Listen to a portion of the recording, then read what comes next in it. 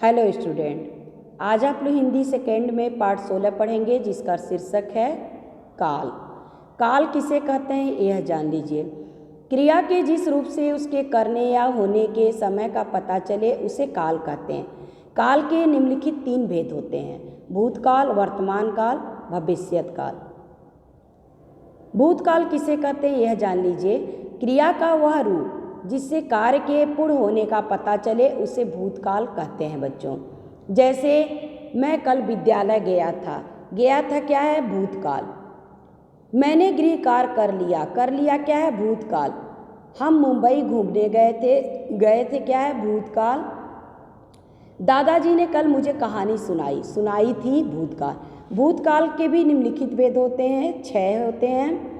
Number 1, सामान्य भूतकाल।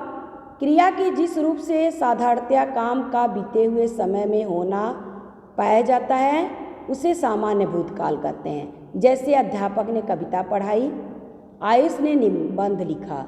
दूसरा है आसन भूतकाल। क्रिया के जिस रूप से यह जाना जाए कि कार्य भूतकाल में आरंभ होकर अभी अभी समाप्त हुआ है उसे आसन भूतकाल कहते हैं। जैसे रमेश अभी आया है, पिताजी सेब लाए हैं। यह क्या है? आसन भूतकाल। नंबर 3, पूर्ण भूतकाल। क्रिया के जिस रूप से यह पता चलता है कि कार्य बहुत पहले ही पूर्ण हो चुका था उसे पूर्ण भूतकाल कहते हैं। जैसे भारत 1947 में आज़ाद हुआ था, राकेश ने पत्र लिखा था क्या है? पूर्ण भूतकाल। नंबर 4, अपूर्ण भूतकाल। जिस क्रिया में कार्य भूतकाल में आरंभ हो चुका था इसका पता तो चलता है लेकिन कार्य समाप्त हुआ या नहीं इसका ज्ञान नहीं होता उसे अपूर्ण भूतकाल कहते हैं। जैसे लड़के खेल रहे थे, नेहा खाना खा रही थी। खेल रहे थे, खा रही थी, क्या है? अपूर्ण भूतकाल। नंबर 5, संदिग्ध भूतकाल। क्रिया के जिस रूप से भूतकाल का बोध हो तो किंतु क्रिया कार्य के होने में संदेह हो उसे संदिग्ध भूतकाल कहते हैं। जैसे तुमने गीता पढ़ी होगी, राजेश ने पत्र लिखा होगा। पढ़ी होगी, लिखा होगा, क्या है? संदिग्ध भूतकाल। नंबर 6, हेतु मद भूतकाल। जब भूतकाल की एक क्रिया दूसरी क्रिया पर निर्भर हो तो उसे हेतु मद भूतकाल कहते हैं। जैसे यदि वर्षा होती तो अच्छी फसल होती क्या है? हेतु मद भूतकाल। यदि तुमने परिश्रम किया होता तो पास हो जाते, यानी क्रिया किया होता हो जाते, क्या है? हेतु मद भूतकाल। नंबर 2, वर्तमान काल। वर्तमान काल किसे कहते हैं बच्चों यह जानिए।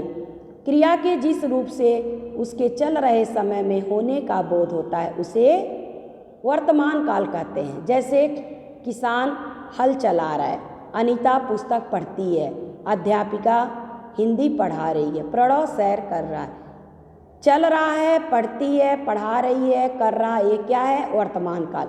वर्तमान काल के भी 3 भेद होते हैं। सामान्य वर्तमान काल। जो क्रिया वर्तमान में सामान्य रूप से होती है उसे सामान्य वर्तमान कहते हैं बच्चों। आयुष हंसता है, यह क्या है? सामान्य वर्तमान काल। मजदूर मिट्टी खोदते हैं, क्या है? सामान्य वर्तमान काल। अपूर्ण वर्तमान काल।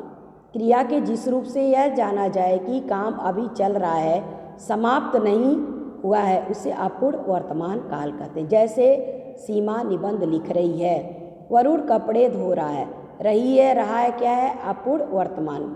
संदिग्ध वर्तमान काल। क्रिया के जिस रूप से वर्तमान में कार्य के होने में संदेह हो वहाँ संदिग्ध वर्तमान काल का होता है। जैसे राजेश गाना गाता होगा और नौकरानी अभी काम करती होगा और होगी संदिग्ध वर्तमान काल। तीसरा है भविष्यत काल। क्रिया के जिस रूप से आने वाले समय में उसके होने या करने का बोध हो उसे भविष्यत काल कहते हैं। जैसे नेहा खाना बनाएगी, हम सब मिलकर खेलेंगे, माताजी खिलौने लाएंगी, वह कल विद्यालय जाएगा। बनाएगी, खेलेंगे, लाएगी, जाएगा, यह सब क्या है? भविष्यत काल। भविष्यत काल के भी दो भेद होते हैं, सामान्य भविष्यत काल और संभाव्य भविष्यत काल। सामान्य भविष्यत काल को देखिए, क्रिया के जिस रूप से भविष्य में उसके सामान्य रूप से होना प्रकट हो उसे क्या कहते हैं बच्चों, सामान्य भविष्यत काल। जैसे कल विद्यालय बंद रहेगा, पिताजी शाम को आएंगे, रहेगा और आएंगे क्या है, यह सामान्य भविष्यत काल है। संभाव्य भविष्यत काल, क्रिया के जिस रूप से भविष्य में कार्य के होने की संभावना का या इच्छा का बोध हो उसे संभाव्य भविष्य काल कहते हैं। जैसे संभवतः आज वर्षा हो, शायद मैं कल वहाँ जाऊँ, हो और जाऊँ क्या है, संभाव्य भविष्यत काल। थैंक यू बच्चों।